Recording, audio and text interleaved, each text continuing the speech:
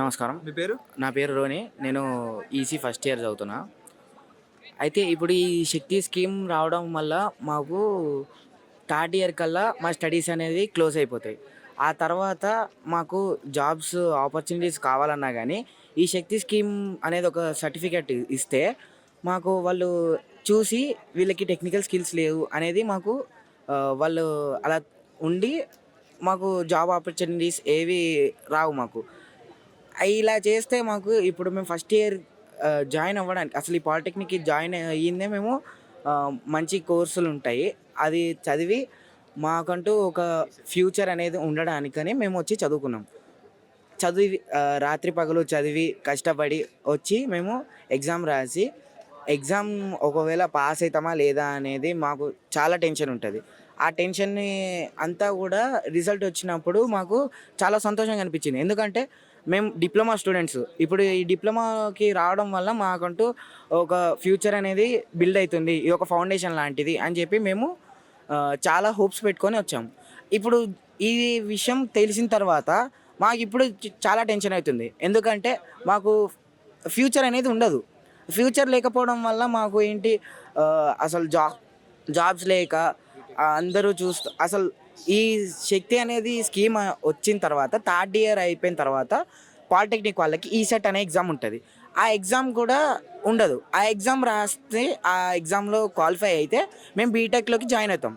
అసలు ఈ శక్తి స్కీమ్ వస్తే మాకు ఈసెట్ ఎగ్జామ్ ఉండదు, బీటెక్ ఉండదు, మాకు అసలు ఫ్యూచర్ అనేది ఉండదు. ఒకవేళ ఇప్పుడు ఈ సెట్ గాని రాయకుండా ఉన్నట్లయితే మీ పాలిటెక్నిక్ 3 years తో కంప్లీట్ అయిపోయింది. అవును. తర్వాత డైరెక్ట్ జాబ్ పంపిస్తా అని చెప్పి అంటున్నారు కదా. అవును. మరి ఎందుకు ఒప్పుకోలేకపోతున్నారు? మేము ఇంజనీర్లు అవుదామని మేము ఇక్కడికి వచ్చాము. కానీ ఇప్పుడు వీళ్ళు ఏదో ఒక జాబ్ ఇస్తే మరి మాకు అంటూ కొన్ని కళలు కానీ మేము వచ్చాము ఇక్కడికి. ఆ కళలన్నీ మరి అసలు అది ఎక్కడికో వెళ్ళిపోతాయి. మరి నిరుద్యోగులందరూ కూడా సడన్ గా ఒక ఫామ్ ఇచ్చి ఫిల్అప్ చేయమని చెప్తే ఫిల్అప్ చేయని కూడా వాళ్ళకి రాదు అని చెప్పి రేవంత్ రెడ్డి కూడా చెప్తున్నాడు. హ్మ్. అంటే అందులో వాస్తవం ఉందా అన్న? అంటే ఎటువంటి వాస్తవం లేదన్న దాంట్లో. ఎందుకంటే ఫస్ట్ ఆఫ్ ఆల్ మనం ఒక గ్రాడ్యుయేట్ అయిపోయిందంటే మినిమం ఒక హండ్రెడ్స్ ఆఫ్ ఎగ్జామ్స్ రాస్తాం. మనం హండ్రెడ్స్ ఆఫ్ ఎగ్జామ్లో పాస్ కాంది ఎట్లా గ్రాడ్యుయేట్ అవుతారు? అండ్ ఇక్కడ మాకేదో తీసుకొచ్చి మీకు మళ్ళీ స్కిల్ ఇండియా చేస్తాం, మీకు అందరికీ జాబ్లు చేస్తామంటే ఎంత జాబ్లు ఇచ్చినా 1,00,000 మందికి ఒకటిసారి జాబ్ ఇవ్వాలంటే 15,000 నుంచి 20,000 కంటే ఎక్కువ రావు. 15,000 నుంచి 20,000 ఒక పేద మధ్య తరగతి కుటుంబానికి సరిపోతాయా? మేము అంటూ ఒక తీసుకోవాలి. మాకు సడన్గా అదే 20,000 ఇస్తారు, సడన్గా ఏదైనా ఎమర్జెన్సీ వస్తుంది, అప్పుడు మాకు ఎవరు ఉంటారు? అండ్ మాకు ఎటువంటి బీటెక్ లేదు, ఎటువంటి లేకుంటే మాకు ఉన్న కళలు ఎటు పోతాయి? ఇప్పుడు మాకు అందరికి ఉంటుంది ఫారెన్ పోవాలని ఉంటుంది, అబ్రాడ్లో పోయి చదువుకోవాలని ఉంటుంది, మా పేరెంట్స్ ఒక గొప్ప స్థాయిలో చూసుకోవాలని ఉంటుంది. మాకు కూడా ఉంటాయి కదా చిన్న చిన్న కళలు. ఒక చిన్నపాటి ఇల్లు తీసుకోవాలి, మా పేరెంట్స్ నుంచుకోవాలి, ఒక చిన్నపాటి కార్లో తిప్పాలి. ఇట్లా మమ్మల్ని తీసుకుపోయి ఒక లేబర్స్ కింద చేసుకుంటే, స్కిల్ ఉన్న లేబర్స్ కింద చేసుకుంటే మాకు వాళ్ళకి ఏమొస్తుంది? ఒక 15,000-20,000 జాబ్ చేసుకుంటే మా పేరెంట్స్ చేసేది కూడా అదే కదా. వాళ్ళు ఏదో చిన్న చిన్న ఉద్యోగాలు చేసుకుంటే మమ్మల్ని ఇంత చదివిస్తున్నారు. మీరు బయట ఎక్కడైనా చూసుకోండి, డిప్లొమాలో ఉన్నంత ఫీజు తక్కువ ఎక్కడ లేదు. ఒక ఈక్వల్ టు స్కూల్ గవర్నమెంట్ కాలేజీలలో చదువుతున్నాం మేము. మాకు అసలు ఫీజు అనే మాట మాకు ఎక్కడ లేదు. మాకు జస్ట్ ఏంటంటే మేము రాసుకోవడానికి బుక్స్ తప్ప దాంట్లో ఏం లేవు. ఇప్పుడు దీన్ని కూడా తీసుకుపోయి ప్రైవేట్ సంస్థలు కలుపుతా అంటారు. ప్రైవేట్ సంస్థలు కలిపి వాళ్ళు పెట్టుకున్న ఫీజులలో ఉంటే ఏం చేస్తారు? ఒక సడన్గా ఒక పేద మధ్యతరగతి కుటుంబము సడన్గా తెచ్చి ఒక 50,000 ఫీజు మీరు కట్టాలి, లేకపోతే మీకు సర్టిఫికేట్ ఇవ్వమంటే వాళ్ళు ఏడవేది ఎత్తారు? ఇప్పుడు ప్రతి ఒక్క మా పేరెంట్స్ వాళ్ళు 400-500లకు పని చేసుకుంటా పొద్దున్న నుంచి సాయంత్రం దాకా వాళ్ళంతా శ్రమ తెలిసి ఖర్చు పెట్టి మా కొడుకు ఏదో ఒకటి అవుతాడు అని చెప్పి వాళ్ళు ఒక పూట తినకుండా మాకు పెడతారు. ఇప్పుడు మేము చదువుకుంటా అంటే వాళ్ళకి ఏడ డిస్టర్బెన్స్ అవుతుంది అని వాళ్ళు చూసే టీవీ, వాళ్ళు చేసే పనులన్నీ ఆపేసి మాకంటే ఒక సపరేట్ స్పేస్ ఇచ్చి మమ్మల్ని చదివిపిస్తారు. ఎందుకు? ఇప్పుడు ఈ ముచ్చట అంతా మా పేరెంట్స్కి తెలిసే వాళ్ళు ఎంత ఆందోళన ఫీల్ అవుతారు. నిన్నటి నుంచి మా పేరెంట్స్ అన్నం కూడా తినట్లే, మా కొడుకు ఫ్యూచర్ ఏమైపోతుంది అని చెప్పి. ఇప్పుడు మమ్మల్ని లాటరల్ ఎంట్రీ లేకుండా బీటెక్ పోకుండా చేసుకుంటా ఇలా జాబ్స్ చేస్తే ఏమొస్తుంది? ఎంత జాబ్స్ చేసినా ఇప్పుడు కట్టే ప్రైవేట్ కంపెనీలల్లో ఏదో కూలి పనులకే పంపుతారు, కానీ అంతకంటే ఎక్కువ మాకేమన్నా ఉంటుందా? అండ్ ఇప్పుడు ఆయన పిలిచి ఒకటేసారి మాకు సడన్ శాలరీ ఇస్తా అంటారు. మాకు 2,000 వచ్చే స్కాలర్షిప్ ఇస్తలేడు. టైంకి మాకు శాలరీస్ వస్తాయా? అంటే మీ టీచర్స్ చెప్పలేదా? మీ టీచర్స్ తెలియదా ముందు?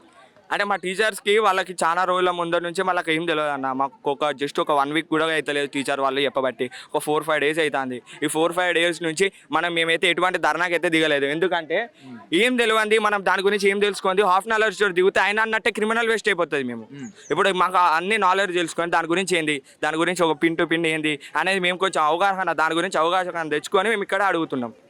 ఇప్పుడు మా అన్ని విధాలా మాకు ఏం లేదు అని తెలిసినప్పుడే కదా ప్రతి ఒక్కరు కూడా క్రిమినల్ వేస్ట్ అంటాను కదా, మరి ఎందుకు మరి ఇంజనీరింగ్ చేయడం అన్న. ఎందుకంటే ఇప్పుడు ఆయన ఒక యూనివర్సిటీ పోయిండు, నేను యూనివర్సిటీ పేరు చెప్పాను. ఆ యూనివర్సిటీలో పోయినప్పుడు ఆయన వాళ్ళ పార్టీ ఒక పెద్ద ఏమైనా ఆయన రానియలేదు.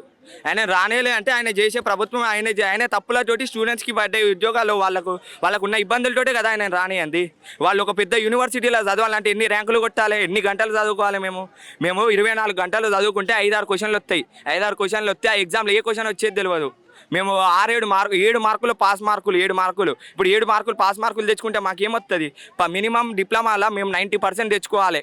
మేము ఈ సెట్లో మంచి ర్యాంక్ తెచ్చుకుంటేనే మాకు గవర్నమెంట్ దాంట్లో వస్తుంది. ప్రైవేట్ దాంట్లో పెట్టి చదువుకునేటోళ్ళం అయితే మేము ఎందుకు ఇట్లా చేద్దాం? ఇంత ఆంధ్రకి ఎందుకు దిగుతాం? మా దగ్గర అంత ఉంటే, అంత స్తోమత ఉంటే మేము ఎందుకు దిగుతాం ఇంట్లో? ఏం డిమాండ్స్, మీ డిమాండ్స్ ఏంటి? మా డిమాండ్స్ ఏం లేదన్న, మాకు యథావిధిగా మా డిప్లొమా మాకు ఎట్లయితే ఉన్నదో అట్నే ఉండాలి.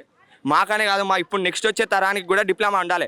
ఇప్పుడిప్పుడే డిప్లొమా అనేది అభివృద్ధి చెందుతుంది. ఇప్పుడిప్పుడే డిప్లొమాకి అనేది మంచి పేరు వస్తుంది. ఇప్పుడిప్పుడే డిప్లొమా స్టూడెంట్స్కి చాలా మంది వస్తున్నారు. ఇప్పుడిప్పుడే డిప్లొమాకి అనేది చాలా మంచి పేరు వస్తుంది. చాలా మంది స్కిల్ ఉన్న స్టూడెంట్స్ వస్తున్నారు. చాలా మంది గొప్ప గొప్ప ప్రాజెక్ట్స్ చేస్తున్నారు. గొప్ప గొప్ప స్థాయిలోకి పోతున్నారు. ఇప్పుడు బయట కంట్రీలో చూసుకుంటే మన ఇండియాలో చదువుకొని బయట కంపెనీలకు పోయి బయట దేశాలలో పోవాల్సిన అవసరం ఏమున్నది అంటే ఇక్కడ బరాబర్ లేనట్టే కదా. ఇప్పుడు మాకు ఇప్పుడు 20,000 జాబ్ ఇస్తే ఎక్కడ సరిపోతుంది? అండ్ ఇచ్చే జాబులో కూడా బరాబర్ శాలరీ వస్తాయా? ఇప్పుడు మా సార్ వాళ్ళకే వస్తలేవు శాలరీస్ బరాబర్.